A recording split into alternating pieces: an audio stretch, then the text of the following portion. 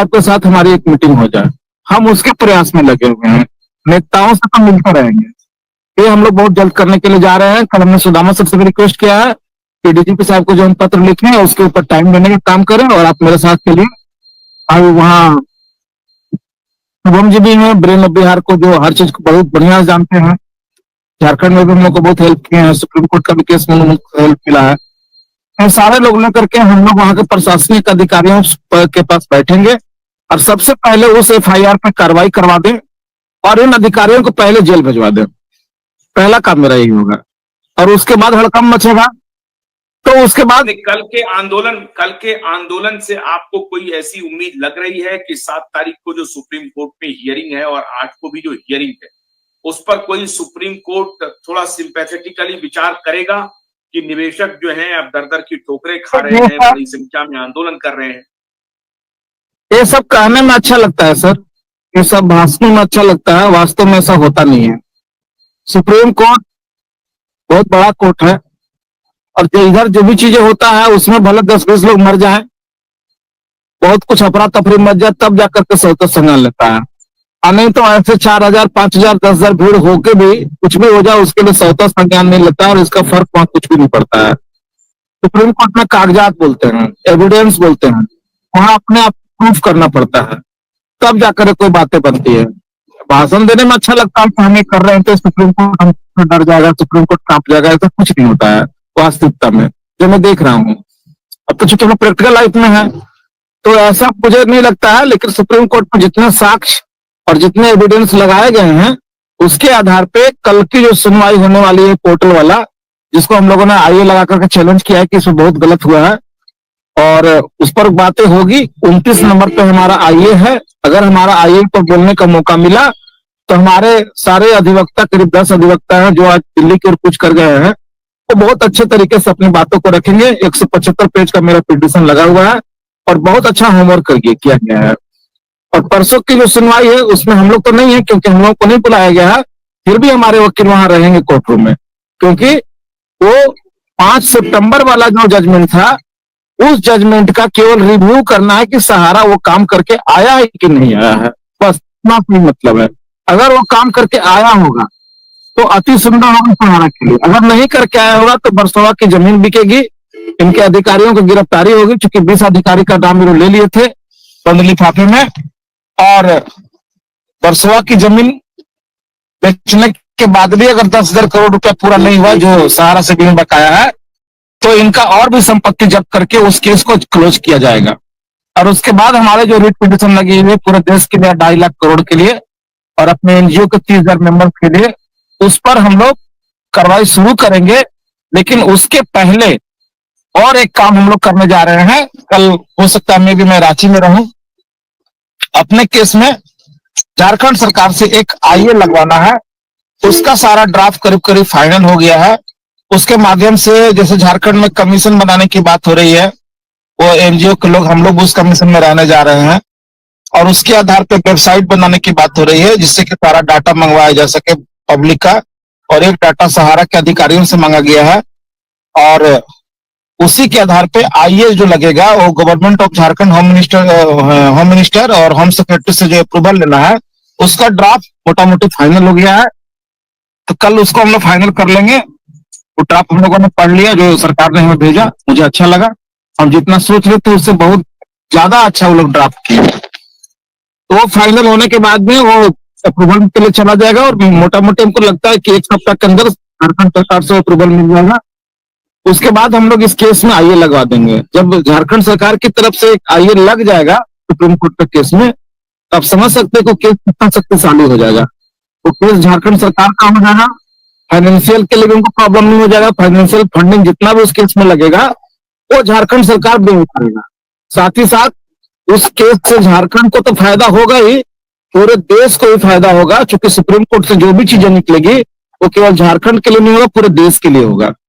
तो हम लोग इस तरह से बढ़ रहे हैं सर, क्योंकि आनंद फानंद में हम लोग कुछ भी करेंगे तो काम गड़बड़ हो जाएगा। बहुत तरीके से इस काम को करना पड़ रहा है, क्योंकि सामने वाली पार्टी बहुत मजबूत है, उसके पास लूटा हुआ देश का धन 8 से 10 लाख करोड़ रुपया है। तो पानी की तरह पैसा बहा रहा है, कपिल सिब्बल जैसे महंगा महंगा वकील खड़ा कर दे रहा है, हमारे पास जो डोनेशन के रूप में, जो पब्लिक में दिए संडे के रूप में, मेंबरशिप चाहे जो भी कह ले, मेरे पास कितना है, 40-50 लाख रुपए मेरे पास है, 60 लाख रुपए, उसमें से बहुत पैसे खर्च भी हो गए हैं, 30-40 लाख मेरे पास बचे हुए हैं। ये 1 से 2 डेट में खत्म हो जाएगा। फिर हम पैसा कहां से लाएंगे, ये सहारा इंडिया को मालूम है, ये लोग शक नहीं पाएगा। तो इसके लिए हमको झारखंड सरकार हमको जो मदद करने जा रहा है, तो पैसे से भी हम ताकतवर हो जाएंगे कि हम भी महंगा महंगा वकील वहां खड़ा कर सकते। हमारे लीगल टीम अगर चाहे किसी और भी महंगे वकील को रखने के लिए, तो हमको दिक्कत नहीं होगी। अभी सोचना पड़ रहा है। तो इसके लिए हम बहुत तैयारी के साथ जा रहे हैं, पर हम आनंद फानंद में कोई काम नहीं करेंगे, बहुत तरीके से करेंगे ताकि हम लोग रिजल्ट निकाल। हाँ, थोड़ा आज मणिभूषण जी से बात करते हैं। मणिभूषण जी ने काफी मेहनत किया है, मैंने उनको देखा कि वो कैंपेन कर रहे थे, लोगों को बुला रहे थे कि आप गांधी मैदान आइए, आह्वान कर रहे थे। मणिभूषण जी, क्या पटना की मीडिया ने कोई संज्ञान लिया?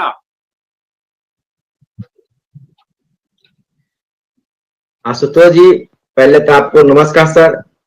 मैं राष्ट्रीय कमेटी के नागेंद्र कुशवाहा सचिव जी, उनको भी नमस्कार सर। गिरिडीह जी को, उनको भी नमस्कार सर, और अनवर जी को भी। बात तो आशुतोष जी सही बोले, जब बिहार जब सर जगता है तो छोड़ता नहीं है। अब बिहार लड़ाकू प्रवृत्ति को होता है, भोले भाले भी होते हैं। और दूसरी बात सर, और अभी 9 तारीख को हम लोग को मार्च में करना है, 9 मार्च को सर, उसमें भी हम टोटो हर जिले में घुमाएंगे। और देखिएगा गांधी मैदान दम कसा कस भर जाएगा। ये तो अभी झांकी है सर, छोटा मोटा हुआ है, हॉल तो हम छोटा हो गया था, इसका चौगुना बाहर आदमी बैठा खड़ा था, बरामदा में था, कोई रोड पर था, हॉल के अंदर भी खड़ा था, कोई जमीन पे बैठा हुआ था, जगह नहीं था। आशुतोष जी, यहाँ के लोग बहुत जज्बे होते हैं सर, और जब आमादा हो जाता है लड़ने के लिए, तो वो आगे पीछे नहीं सोचते हैं। अब पैसा तो पाई जो अमित शाह बोलते हैं, पाई बिहार ही लेके दिखाएगा। ये नहीं हम घमंड कर रहे हैं सर आशुतोष जी, बिहार के लोग बहुत जज्बा होता है सर। अब बिहार में सब क्रांतिकारी ही है, बिहार से सब कुछ होता है। क्रांतिकारी तो है, लेकिन हमने आपसे सवाल पूछा कि क्या बिहार की मीडिया ने कहीं कोई जगह दी कि हाँ, सहारा के निवेशक गांधी मैदान पहुंचे थे और ये इतने हजारों की संख्या में आए थे, पूरा हॉल खचाखच भरा हुआ था और सुदामा प्रसाद इसको लीड कर रहे थे, कहीं कोई खबर आई? देखिए आशुतोष जी, मीडिया तो जो स्तंभ बोलते हैं, मगर जो नेशनल मीडिया, वो नेशनल मीडिया में तो नहीं आई थी। हाँ, यूट्यूबर लोग आए थे, यूट्यूबर में आए थे, पेपर में आया, न्यूज आया, वो आया। आशुतोष जी, ऐसा नहीं कि झूठ क्या बोले कि नहीं नेशनल मीडिया लोग आए। नेशनल मीडिया सहारा का कहीं भी हम देखते हैं कि नेशनल मीडिया कहीं नहीं, दिल्ली भी गए थे, जंतर में भी गए थे, लखनऊ भी गए थे, वहां मीडिया लोग आते नहीं है, वो गोदी मीडिया हम लोग बोलते हैं उसको।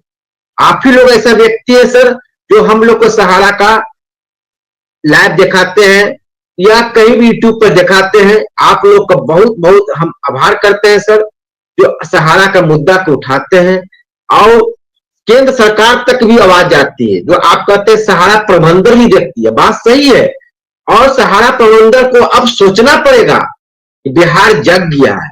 अब बिहार जब जगता है तो सर सबको उसको पता है, क्वार्टर में या दिल्ली में बैठे हो या लखनऊ बैठे हो या मेस्टोनिया में कोई भी हो, सहारा का पैसा तो पाई लेंगे सर आशुतोष जी। अभी 9 मार्च को हम लोग का है, उसमें भी हम लोग अभी से तैयारी शुरू कर दिए हैं। और सभी जिला में, जिला अनुमंडल, जिला सब जगह हम लोग कमेटी बनाने की तैयारी कर रहे हैं आशुतोष जी। आप सही में बिहार से लगभग रुपया में 12 ना बिहारी के लोग पहुंचे हुए थे, बाहर के लोग 1, 2, 4, 5 आदमी सब जगह से पहुंचे थे। ज्यादातर बिहार के लोग, अगल बगल के लोग पहुंचे थे। और जिस तरह हम गाड़ी घुमाए थे उसमें जमाकर्ता लोग भी आए थे, कोई बच्चा लेकर आया था, सब छोटे छोटे तबके से थे सर, जो सब्जी बेचने वाला, खोइचा बेचने वाला। क्या कहें आशुतोष जी, हम जब हम गाड़ी घुमा रहे थे, हमको याद आता है एक बूढ़ी बेचारी रोने लगी थी, उसका रुवाई छुट के हमको रुवाई आने लगा। मगर क्या करें, सहारा प्रबंधन तो अभी भी नींद नहीं टूट रहा है। हम तक कहेंगे अभी भी वक्त है, अभी भी वक्त है कि आप कहते हैं सहारा इंडिया परिवार, अब विश्व का विशालतम परिवार बोलते हैं, अभी भी वक्त है अपने चैनल से या कोर्ट में बोल दे कि हमसे जो गलती हुआ उसको माफी मांगते हैं और जितने एजेंट हो या जमा करता हो उसका पाई पाई पैसा दे दे। जहां बनता है जो बनता है उसी का पैसा है। या सहारा शहर बना हो या लखनऊ में जितने हो या कहीं भी जमीन हो, अभी भी जमीन पड़ा हुआ है। हम लोग का बिहार में संपाचक का जमीन बेच के निकल गए। आशुतोष जी हम यही कहेंगे, उनको अभी भी कहते हैं मुझसे कोई लड़ाई नहीं, लड़ाई एक ही है, पैसा। और हम अपना पैसा मांग रहे हैं, पर्सनल पैसा मांग रहे हैं, ना कि उनसे कोई भीख मांग रहे हैं। आशुतोष जी हम बार बार यही रिक्वेस्ट कर रहे हैं और सहारा से अगर रहते इस पर जरूर मंथन करते हैं, अभी भी करते हैं। सहारा से उतना दिल के बुरा नहीं थे, जो भी बुरा थे उनके चट्टे बट्टे थे। ओपी श्रीवास्तव सबसे है या जेवरत राय, ये लोग कीमत टाइप के हैं, ये नहीं कि मन से बोल रहे हैं। सुब्रत राय जी उतना अंदर से भीतर से वैसा व्यक्ति नहीं थे। इसी के कारण उनका दोनों बेटा श्रम के लाश से इंडिया में नहीं आने रहे। क्या उनके पिताजी चले गए, मगर उनको शर्म लग रहा है कि किस मुंह से जाएंगे। अगर वहां जाते हैं वहां पर सब वहां पर बात रखेंगे, हो सके कानूनी पेच में फंस ना जाए या जेल के अंदर जाने ना पाए। कि हम लोग बिहार में FIR दर्ज किए हर जगह किया हुआ है, कानूनी तलवार पर लटक रहा है। आज न कल वो लोग जाएंगे ही, ये हम वादा करते हैं सर, सही में करते हैं। कानूनी में जाना पड़ेगा। अगर पैसा नहीं देंगे, गरीब का हाई लेट बहुत बदुआ खराब होता है। आशुतोष जी किसी का पैसा लेके नहीं दीजिएगा, मरलों को उसका आत्मा शांति नहीं मिलता है। ये न कि हम बदुआ दे रहे हैं सर। आशुतोष जी हम यही विनती मांगते हैं, अभी भी सहारा सुब्रत राय के परिवार जितने लोग हैं, अगर कलंक माननीय स्वप्नाया जी बोलते कि हम कलंक धोना चाहते हैं, अभी भी धोने का वक्त है। हमें उनसे कोई विवाद नहीं है, उनसे कोई लड़ाई नहीं है। एक ही लड़ाई है, अपना पैसा। अगर पैसा दे दे, आज हम आंदोलन छोड़ देंगे, आज केस मुकदमा हम लोग उठा लेंगे। आशुतोष जी ठीक है, तो ये उम्मीद करते हैं कि कल जो 7 तारीख है उस पर कुछ ना कुछ असर होगा। सेबी सहारा की हियरिंग भी है, तो इसलिए आज हम संक्षेप में ये बातचीत रखेंगे। कल की जो आपकी मीटिंग हुई है, आप लोग कह रहे हैं कि काफी सफल हुआ है, स्थानीय मीडिया ने उसको जगह भी दिया है, तो आपको बहुत बहुत बधाई। हम उम्मीद करते हैं कि सहारा प्रबंधन इन सभी घटनाओं पर नजर बनाए हुए होगी और सिंपैथेटिकली सोच भी रही होगी, अपने तरीके से काम भी कर रही होगी कि हमें निवेशकों का पैसा देना है, किस तरीके से देना है, इस पर विचार भी करेगी। लेकिन कल का दिन बहुत इंपॉर्टेंट है, जो वो भी अपडेट हम आपके साथ लेकर के आएंगे। तो कल तक के लिए अनुमति दीजिए, नमस्कार।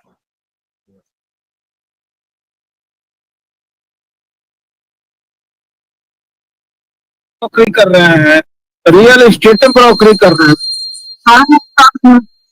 तो एजेंट का कहीं दोष नहीं है। इनको इस तरह से नहीं किया जाए, इनका भी परिवार है, इनके भी बच्चे हैं।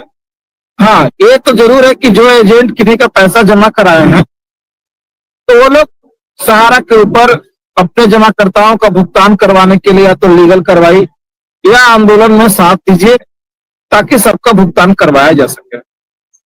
तो इसके लिए हमने एक संदेश दिया कि किन्हीं के साथ अगर ऐसा कुछ हुआ है तो हम लोगों को आवेदन करें, उनको हम लोग मदद करने का काम करेंगे, चाहे आपके मीडिया के माध्यम से हो या प्रशासन से मिलकर के हो, किसी भी तरह से उनको राहत देने का काम करेंगे। क्योंकि उनके पीछे ही 5 बच्चे 4 बच्चे हैं।